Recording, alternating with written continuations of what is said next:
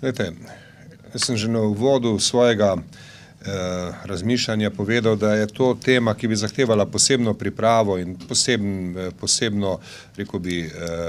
posebno analizo. Zato ne bi želel improvizirati svojega odgovora. Rekel bi pa tako, da po moji oceni imamo doseženo raven sodelovanja, ki je ni treba poviševati, glede na naše potencijale, glede na naše obveznosti in glede na našo vlogo v prihodnje. Da povečevanje angažmaja ni, rekel bi, prioriteta oziroma ni neka željena usmeritev, ki bi jo sam želel v kontekstu tega današnjega srečanja posebej priporočati. Mislim, da je to tisto, s čimer se začne.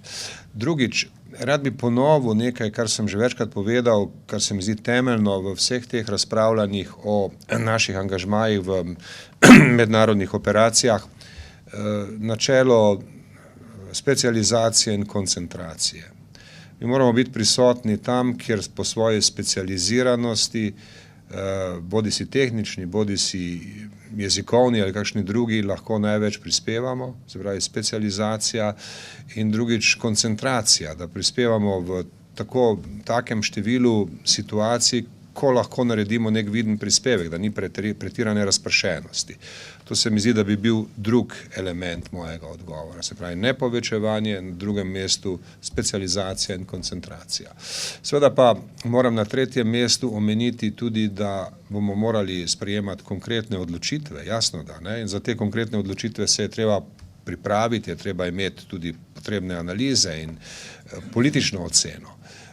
In da ne bom preveč nekonkreten, vem, da se razpravlja veliko o naši prisotnosti v Afganistanu. Ocenjujem, da je ta prisotnost potrebna v tem času, da hitre in slabo premišljene odločitve ne bi bile dobre, da moramo pri vseh teh odločitvah upoštevati stanje naših obveznosti, ki smo jih sprejeli in ki jih odgovorno izpolnjujemo, in da moramo skrajno skrbno preučiti tudi analizo vsakega koraka, ki bi ga v tej zvezi načrtovali, analizo, ki bi jo pripravila Slovenska vojska.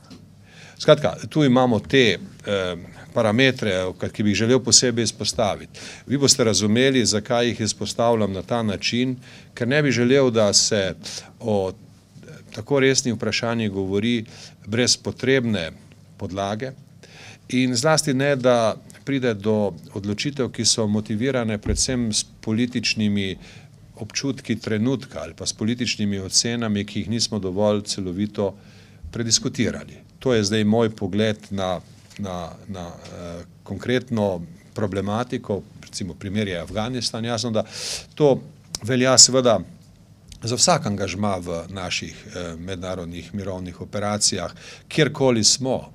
In seveda te operacije vedno prinašajo s sabo nevarnosti tudi na točkah, kjer jih ne pričakujemo.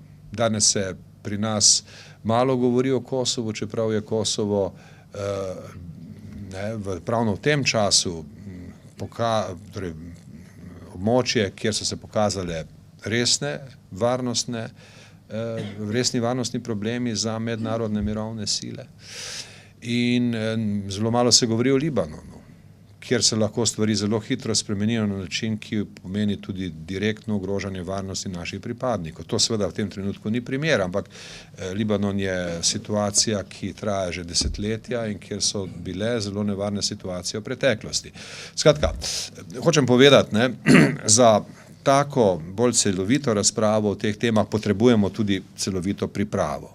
Ampak da ne bi bil moj odgovor pretirano akademski, da se ne bi zadovoljil s tem, da povem, nivo je dosežen, višanje ni potrebno, koncentracija in specializacija ostaneta, po mojem mnenju, kot pomembna kriterija, in seveda vsako situacijo treba ocenjevati posebej in pri vsaki je treba izhajati iz obveznosti, ki jih imamo, in iz analize, ki jo naredi Slovenska vojska. Tako bi odgovoril na vaše vprašanje.